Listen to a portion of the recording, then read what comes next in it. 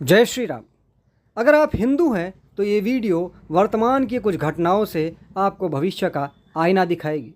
जो लोग हिंदू राष्ट्र भारत की सोच रखते हैं, जो लोग राम राज्य की आशा रखते हैं, वही इस वीडियो को देखें और एंटरटेनमेंट के चाहत वाले वीडियो से दूर रहें।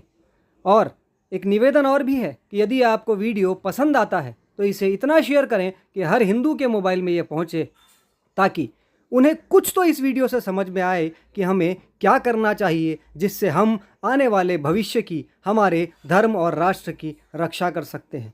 आप सभी को पता है कि रामनवमी में जो रैलियां, जो शोभा यात्राएं देश भर में निकाली गई, उनमें से कई जगहों पर, चाहे महाराष्ट्र हो, गुजरात हो, बंगाल हो या उत्तर प्रदेश हो, यहाँ पर रैलियों पर पथराव हुए, आगजनी हुई। जो रैलियों में गाड़ियाँ सम्मिलित थी उनको तो तोड़ा और जलाया गया ही, साथ ही जो पुलिस वैन थी उनको भी जलाए जाने की खबर प्राप्त हुई है। पुलिस वालों पर भी हमले हुए, ऐसी भी जानकारी खबरों से प्राप्त हुई। अब विचारणीय बात यह है कि इस प्रकार की घटनाएं भारत में और कुछ ऐसे इलाकों में जिसे कुछ राजनेता भी मुस्लिम इलाके कह रहे हैं। आज तक तो मीडिया ही कहती थी या आम लोग ही कहते थे, लेकिन अब राजनेता भी इन इलाकों को मुस्लिम इलाके कह रहे हैं और हिंदुओं को ऐसे इलाकों से शोभा यात्राएं या रैलियां निकालने की अनुमति नहीं दे रहे हैं। यानी भारत में ही हिंदुओं को अब इलाकों के अनुसार ही अपने त्यौहार मनाने होंगे। अब कुछ लोगों को ऐसा लगता है कि इन जिहादियों से, कट्टरपंथियों से पुलिस हमें बचाएगी, तो आप ये ऊपर एक जो न्यूज़ चल रही है ये देखिए और समझ जाइए कि पुलिस तो खुद आपको डीजे बजाने से मना कर रही है। साथ ही इन पुलिस वालों की स्थिति ये एक वीडियो देखकर भी आप समझ सकते हैं। खैर, इसके पहले भी आपने ऐसे बहुत से वाक़ये देखे हैं जहां पुलिस वालों को इन कट्टरपंथियों ने खूब पीटा है और ये पुलिस वाले उनका कुछ नहीं बिगाड़ पाते। ये घटना शामली की है। शामली में कुछ जो कानून के रखवाले हैं वो एक अपराधी को पकड़ने गए थे, लेकिन वहाँ के मुसलमानों ने उन्हें घेरा, उनके कपड़े फाड़ दिए, उनके हथियार छीनने की कोशिश की। ऐसी ये सारी खबरें मिली और ये वीडियो में भी आप देख सकते हैं। ये पुलिस वाले हैं और इन पुलिस वालों की स्थिति देखिए, ये खुद को बचाने के लिए आवाज़ें लगा रहे हैं। आप सोचिए, जब ये खुद को नहीं बचा पा रहे उनसे, तो ये हिंदुओं को कैसे बचाएंगे? ये कैसे आपकी रैलियों को, आपकी शोभा यात्राओं को सुरक्षा प्रदान करेंगे? इसलिए इनके पास यही सॉल्यूशन है कि ये आपको रैलियां और शोभा यात्राएं निकालने ही ना दें।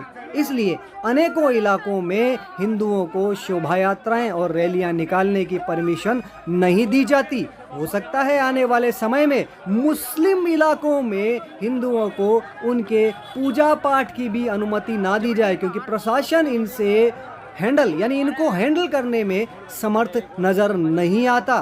साथ ही एक बहुत बड़ी बात जो ममता बनर्जी ने कही, ममता बनर्जी ने हावड़ा में जो मुस्लिमों ने शोभा यात्राओं पर पथराव किया, आगजनी की, उसके बाद साफ साफ शब्दों में कहा कि मैंने पहले ही मना किया था कि मुस्लिम इलाकों में रैलियां या शोभा यात्राएं ना निकाली जाएं।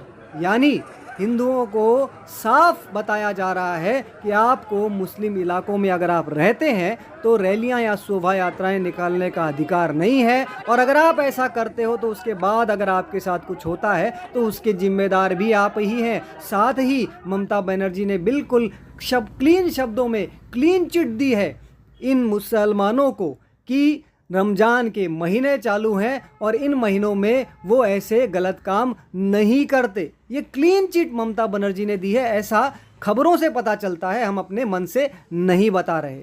तो समझने की बात यह है कि जब खुद राजनेता कहते हैं, जब खुद नेता जिन्होंने संविधान की शपथ ली है वो कहते हैं कि मुस्लिम इलाकों में हिंदू रैलियां ना निकालें, शोभा यात्राएं ना निकालें, तो फिर कानून और प्रशासन कैसे हिंदुओं की रक्षा करे? इसके अलावा लखनऊ में जो मामला हुआ उसके बारे में भी एक विशेष बात बताना चाहेंगे कि वहाँ के जो डीसीपी साहब हैं, उन्होंने कहा, डीसीपी कासिम अब्दी, इन्होंने कहा कि जो विवाद हुआ वो डीजे पर गाने बज रहे थे इस वजह से हुआ। यानी अगर डीजे पर आप गाने बजाओगे तो उससे भी जो हमारे शांति प्रिय समुदाय के लोग हैं, जो भाईचारे वाले हैं, वो आप पर पथराव कर सकते हैं, आगजनी कर सकते हैं, गाड़ियां तोड़ सकते हैं और दोष आपका ही होगा, क्योंकि आपने डीजे पर उनके इलाके में जाकर गाने बजाए। अब आप अगर ध्यान से इन सारी घटनाओं को देखेंगे तो इनमें से अधिकतम घटनाओं में आपको ये पता चलेगा कि इन घटनाओं में इनके मजहबी ठिकानों का एक विशेष रोल रहा है। कोई सी भी घटना, चाहे आप महाराष्ट्र वाली घटना ले लो, चाहे आप बंगाल की घटना ले लो, गुजरात की घटना ले लो, इन घटनाओं में जो जानकारी प्राप्त हुई है वो कहने की बात है कि मस्जिदों के सामने से जब रैलियां निकली हैं तब लोगों पर या रैलियों पर पत्थर बरसाए गए या फिर पेट्रोल बम या जो भी कुछ हुआ वो सारा कारनामा हुआ। यानी इनकी तैयारी क्या पहले से रहती है? ये एक विचारणीय प्रश्न है। ये हिंदुओं को अपने आप से पूछना चाहिए कि क्या इनकी पहले से तैयारी रहती है, और यदि रहती है तो आपकी अपनी सुरक्षा के लिए क्या तैयारी है? सुरक्षा का अधिकार तो संविधान देता है। आपने अपनी सुरक्षा के लिए क्या कर रखा है? अपने बच्चों के सुरक्षा के लिए क्या कर रखा है? अपने परिवार के, अपने धर्म और राष्ट्र की तो बहुत दूर की बात है, उसको छोड़ दीजिए। अपने परिवार की रक्षा के लिए आपने क्या तैयारी कर रखी है? अगर वो भी कर रखी है तो अपने क्षेत्र के लिए क्या कर रखा है?